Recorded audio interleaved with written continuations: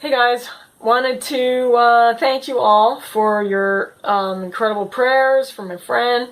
Her house did not get burned down, praise the Lord.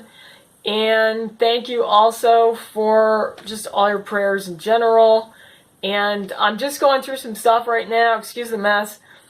I have been wanting to get this video done for you because there's some very interesting things coming up right now. The Feast of Tabernacles starts tonight at sunset, and in Israel, so we're looking at the Hebrew calendar with this one. And as we're watching for the Lord, which is what we do on this channel, we see things that can be like, you're not going to really see it unless if you're not really looking for it, because they're just unusual signs that the Lord puts out there. Some are small, some are big, some are personal, some are straight out of the Bible, some are just in the sky connected to the Bible. There's so many different signs out there, and the Lord did tell us to look and watch as you see the day approaching. And so I wanted to show you some things that are just kind of mind-blowing right now. I did do a video recently on the blood moon tetrad 2014 and 15, and how that the last one was September 28th on the Feast of Tabernacle. Okay, and there have been, like, every 500 years around since the time of after the flood of Noah, there's been these tetrads on Passover and Tabernacle, blood moons hitting. But this 14 and 15 was like 2 in a row, 2 years in a row. Very unusual, something we really need to watch.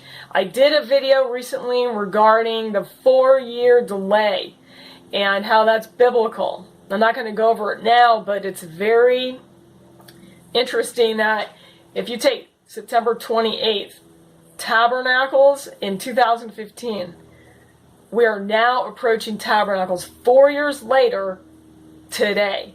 So let me show you some things that go along with that. The Feast of Tabernacles begins in Israel today, October 13th through the 20th. And I want to show you some interesting things this year that point to a very high rapture watch. And if you remember a few years ago, there was a few watchmen who had dreams about lemons or etrogs, and they didn't know that it was connected to the Feast of Tabernacles, but they were rapture dreams. And so here we are, a couple years later again. Perhaps this is the one that was pointing to. So I wanted to make you aware of, first of all, we have the blood moon tetrads, 14 and 2015, on Passover Sukkot. God in Genesis 1:14 says, "Let there be lights in the firmament of the heaven to divide the day from the night, and let them be for signs and for seasons and days and years." And seasons means moeds, which is divine appointments with his people. So these blood moons are extremely significant, something to pay attention to. Now, there was one in January 2019 on the 20 and 21st of January.